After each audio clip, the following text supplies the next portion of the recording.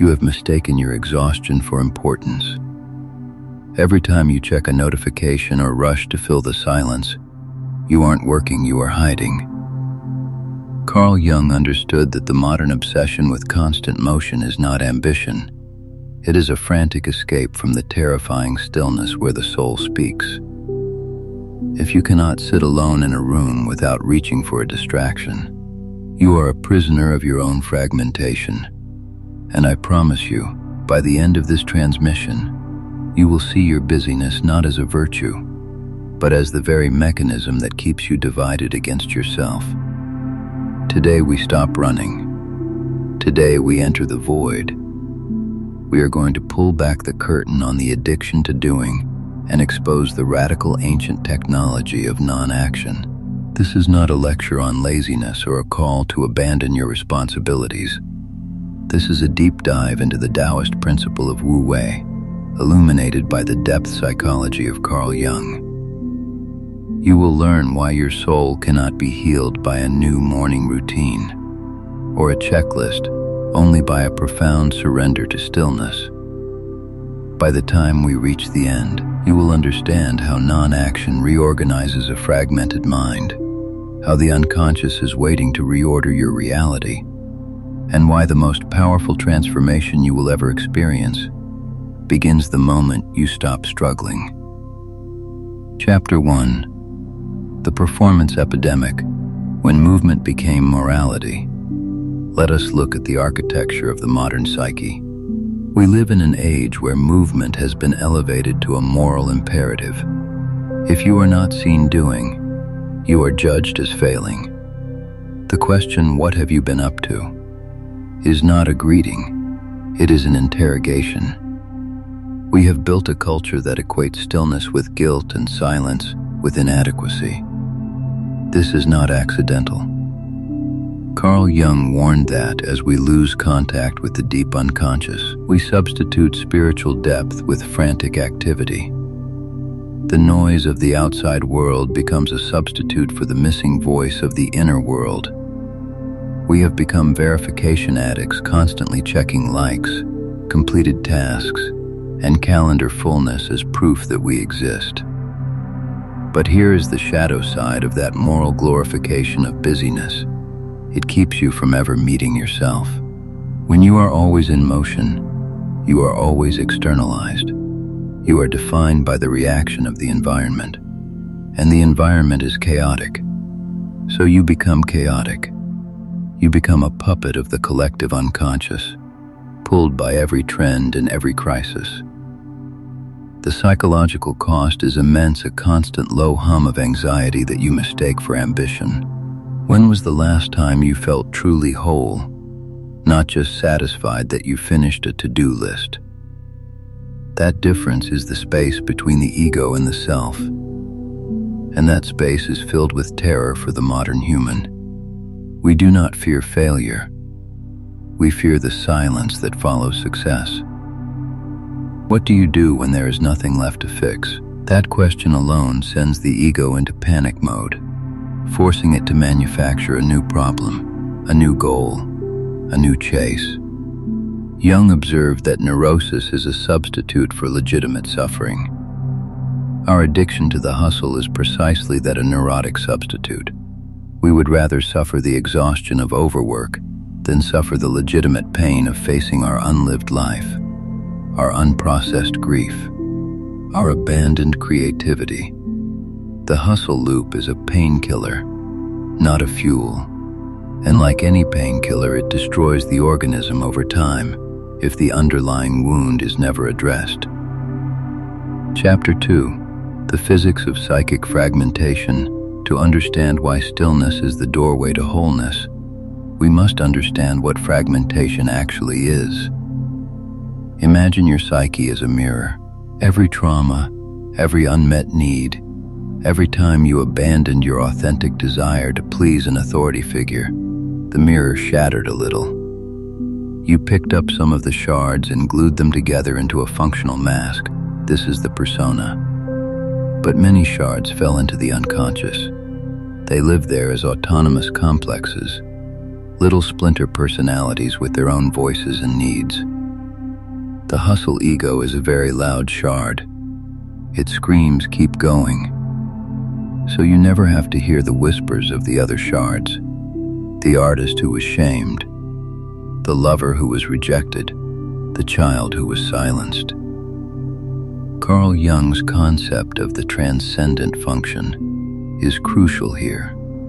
The psyche is self-regulating. It wants to become whole. It constantly sends compensatory messages from the unconscious to the conscious through dreams, slips of the tongue, and moods. But if the conscious mind is running at full speed, those messages cannot land. It is like trying to hear a flute melody while standing next to a jet engine. The fragmentation persists because the integration process is blocked. Wu Wei is not a philosophy of laziness. It is the operational state in which the jet engine shuts down and the flute becomes audible. When you practice non-action, you are not doing nothing in the passive sense. You are actively making space for the transcendent function to operate. You are allowing the warring shards of your psyche to approach the center and reassemble. This process is not peaceful at first. The initial silence is terrifying because you suddenly hear all the suppressed voices shouting at once. This is why people flee back to the hustle. They mistake the initial chaos of reorganization for their natural state, when in fact it is the first stage of healing. If your mind is an ecosystem, what predator is the hustle protecting you from hearing? What truth is so dangerous that you must drown it out with spreadsheets and status reports? Chapter 3. The Void of Wu Wei, the Birthplace of Authentic Power. Now, let us enter the core of the mystery. Wu Wei is often translated as non-action or effortless action. But in the Taoist tradition, it is the way of the sage who acts without forcing, who achieves without grasping. To the Western achiever, this sounds like a koan designed to frustrate the rational mind. That frustration is the ego hitting its limit. The ego only knows how to push, pull, manipulate, and command. Wu Wei is the wisdom of the stream, not the steamroller. The stream does not push, it yields, and in yielding it reaches the sea long before the steamroller, which breaks down halfway up a mountain it was never meant to climb. Carl Jung did not write systematically about Wu Wei, but his entire later work resonates with it. His concept of synchronicity, the causal connecting principle, requires a state of non-interference. You cannot manufacture a synchronicity. You cannot force a meaningful coincidence. It arises precisely when the ego's frantic control is relaxed. That relaxing is the void. It feels like a death. The ego is convinced that if it lets go, the entire project of your life will collapse. And in a sense it does. The false life collapses. The life built on others' expectations collapses. But what emerges from that void is not nothingness. It is the authentic blueprint of your being. The void is the pregnant emptiness from which all creation springs. Every artist knows this. There is a moment between the idea and the execution where you must simply wait, hovering in uncertainty. Most people abort the process here because the emptiness feels like failure. But Jungian alchemy describes this as the negrito, the blackening, the dark night of the soul. It is the stage where the old form must rot before the new form can arise. Wu Wei is the art of staying in the negrito without reaching for a distraction. It is the capacity to endure the void until the golden flower of the self begins to bloom from the darkness. Chapter 4. The shadow of the overachiever. When high performance is a trauma mask, we cannot discuss the addiction to doing without confronting the shadow. When we think of the shadow, we often imagine dark impulses, anger, lust, greed. But for the high-functioning person, the shadow is often made of the parts that are not useful. Your shadow holds your need to rest, your playfulness, your spontaneous joy, your messy, unproductive humanity. You have relegated your own innocence to the shadow because it interfered with your survival strategy. Perhaps as a child you learned that love was conditional on achievement. Your worth was tied to your grades, your helpfulness, your performance. So you built an ego that is a machine. The machine is effective, but it is not alive. The shadow carries the unlived life of the natural child, and it sabotages you not by making you fail, but by making you succeed in ways that feel hollow. You achieve the promotion and feel nothing, because the machine achieved it, not the soul. The soul is still locked in the basement, waiting for you to stop working long enough to open the door. This is the danger Jung warned about, achieving external goals that are misaligned with the internal architecture of the psyche. You can build a mansion on a foundation of sand. You can win a trophy that your soul never wanted to enter the race for. The shadow will eventually revolt. It will manifest as burnout, autoimmune disease, a midlife crisis, an inexplicable depression. These are not random breakdowns. They are the unconscious finally breaking through the barricade of busyness. They are the psyche's emergency signal to stop. When you are in the void of Wu Wei, you are not fighting the shadow. You are giving it a seat at the table. You are saying, I will stop doing what the persona demands and listen to what the outcast parts need. That is radical surrender. Who would you be if you were no longer permitted to derive your identity from your productivity? Can you feel the panic that question triggers? That panic is the gauge of your fragmentation. The more it terrifies you, the more you need the stillness. Chapter 5.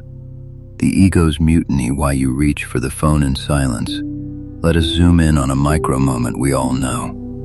You sit down for 5 minutes. No phone, no book, no task. Within 60 seconds, a physical urge appears. A tension in the chest. A thought, I should be doing X. That is the ego's mutiny. It feels its control slipping, and it stages an insurrection of panic. You reach for the screen to restore the familiar prison of stimulation. This loop is so automatic that we mistake it for a personality trait. I'm just an active person, you say. No, you are an addicted person, and the substance is self-avoidance. Carl Jung described the ego as the center of consciousness, but not the center of the personality. The total personality is the self, which includes both conscious and unconscious. The ego is a small boat on a vast ocean. It thinks it is the captain of the entire sea. When you stop moving the oars, the boat drifts, and the ego screams, we're lost. But the ocean knows where the currents lead. The unconscious is that ocean. By stopping the frantic rowing, you discover that there are natural tides taking you exactly where you need to go.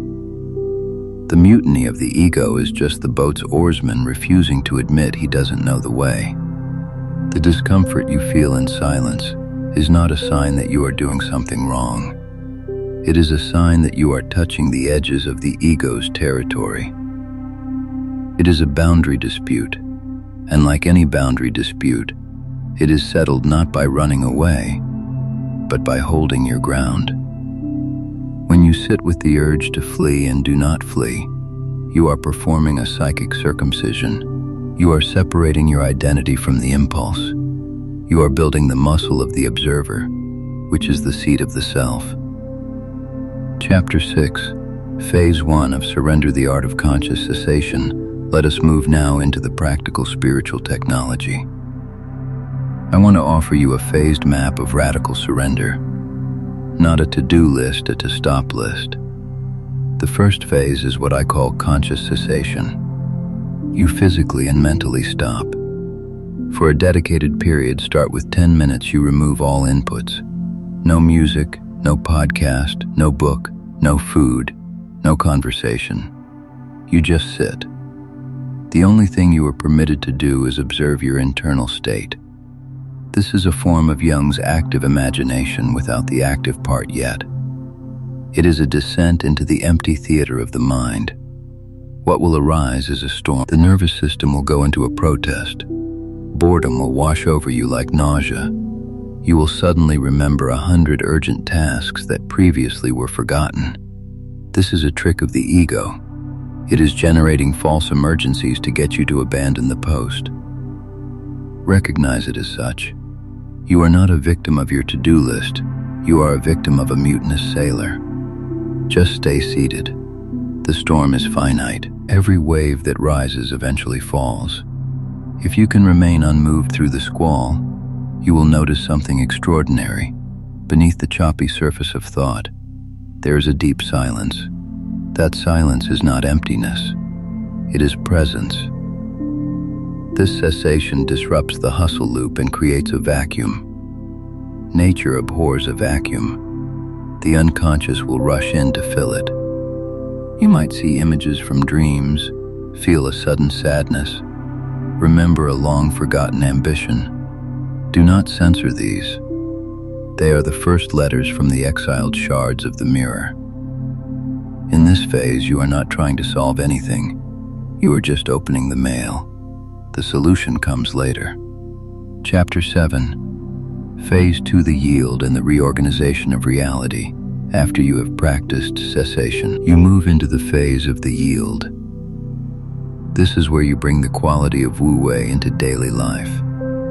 You continue to meet your responsibilities, but you alter the inner attitude from pushing to allowing. When a problem arises, instead of tensing up and forcing a solution, you pause and internally step back. You say to the unconscious, "I will not force this door open. I trust that the right door will appear." This is not magical thinking. It is a psychological realignment of resources. The forcing mode uses only the tiny conscious mind, which sees about 1% of the variables. The yielding mode invites the vast computing power of the unconscious, which processes millions of variables behind the scenes. Jung often said that we should not try to understand the way, but try to let the way understand us.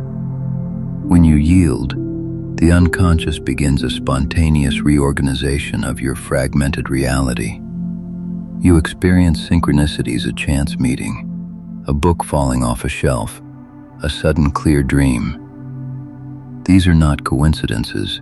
They are the architecture of a coherent destiny becoming visible. The ego sees random dots. The self sees a constellation. By stopping the struggle against the current, you are lifted by a deeper current. Have you ever solved a problem by sleeping on it? You went to bed confused and woke up with clarity. That is the reorganization happening when the ego checks out. The practice of Wu Wei is learning to induce that state while awake. Chapter 8. Phase 3: the circumambulation of the self. The final phase of this surrender is what we can call circumambulation, borrowing Jung's alchemical term. The path to wholeness is never a straight line. You do not attack the self, you orbit it. You move through life not as a projectile aimed at a single goal, but as a planet orbiting a sun. The sun is your inner center, the still point. The orbit includes work, relationships, rest, creativity, and crisis, all held in a balanced gravitational dance. Living from the still point means that you no longer have good days and bad days in the old sense. A day of external failure is not a bad day if you remain connected to the center. A day of external success is hollow if the center is lost. You become a person who can be in a chaotic room, yet remain an oasis of calm. This is the long-term transformation visualized. A person moving through the world with the power of non-action. They are not passive. They are impossibly efficient because they do not waste energy on friction. They are like a martial artist who uses the opponent's force instead of meeting it with tension. They achieve more by forcing less. This state requires a constant vigil against the ego's attempts to reclaim the driver's seat. The ego will try to turn the yield into a new strategy of control. It will say, "I am now doing Wu Wei to get what I want." That is still grasping. True Wu Wei has no ulterior motive. It is the simple, terrifying trust that being aligned with the Tao is its own reward, and that the external forms will follow the internal order. Chapter 9. The Still Point in a World on Fire: Practical Integration Now. Someone listening is thinking, "This sounds beautiful, but I have bills, children, a boss. I can't sit in a void all day." And that is the final misunderstanding. The void is not a location, it is a dimension. You do not leave the world to enter the void. You bring the void into the world. You practice microdoses of stillness in the cracks of your day. Before you answer a hostile email, you pause for 3 breaths. That pause is the void. Before you eat, you look at the food for 5 seconds without grabbing the fork. That is the void. When you walk to your car, you do not check your phone, you feel your feet on the ground. That is Wu Wei in motion. These micro-practices rewire the nervous system. They signal to the body that the war is over. The chronic hyperventilation of the soul begins to calm. The immune system improves. Sleep deepens. You stop being a reaction machine and start being a conscious being. Carl Jung's entire psychology is a psychology of integration, not escape. He did not want you to become a hermit. He wanted you to become whole in the midst of the world. The still point is not a place of withdrawal. It is the eye of the hurricane. The storm still rages, deadlines, conflicts, noise, but you are in the center, unmoved. From that center, you act with precision. You do not add to the chaos, you transform it by your presence. Chapter 10. The shadow of the collective hustle: why the system wants you frantic. Let me reveal a deeper layer. A collective shadow. The system, economic, social, technological, is built on your fragmentation. A calm, centered person is not a good consumer. A person who is already whole does not need to buy the next product to fill the void. A person who is comfortable in stillness cannot be manipulated by fear-based algorithms. The culture of constant motion is a control mechanism. It keeps you exhausted enough that you never question the premises of the game. You spend your health to make money, then spend money to recover your health. You are running in a wheel, and the wheel is owned by entities that profit from your disconnection from the self. Jung warned about the power of the collective unconscious to possess the individual. When you are constantly externalized, you become a cell in a larger, sick organism. Your thoughts are not your own. They are broadcast by the collective. Wu Wei is an act of psychic sovereignty. By stopping, you withdraw your energy from the collective hysteria. You become a dark spot on the radar, unavailable for manipulation. This is why society subtly punishes stillness. It calls you lazy, unambitious, naive. Those accusations are the defense mechanisms of a dying paradigm. Do not let them pull you back into the noise. Chapter 11. The alchemical death surrender is the ultimate strength. We end where we began, but deeper. The title of this transmission is Stop Running from Stillness. That is a call to die before you die. The ego must be dethroned voluntarily, or it will be dethroned by tragedy, illness, or burnout. The art of radical surrender is the art of letting the false self dissolve so the true self can emerge. This is the meaning of the alchemical motto, Visita interiora terrae rectificando in vinis occultum lapidem. Visit the interior of the earth. By rectifying, you will find the hidden stone. The hidden stone is the self. The interior of the earth is the void. Rectifying is the process of non-action, the straightening of the crooked by non-interference. Carl Jung's secret to soul alignment was not a formula. It was a relationship with the unconscious as a living partner. You do not master the unconscious, you befriend it. And friendship requires time together, in silence, without agenda. You have been starving that friendship for years, maybe decades. The unconscious has been sending you dreams of falling, of being chased, of empty rooms, and you have been ignoring them. The time to listen is now. The terrifying void you feel when you stop running is not a monster.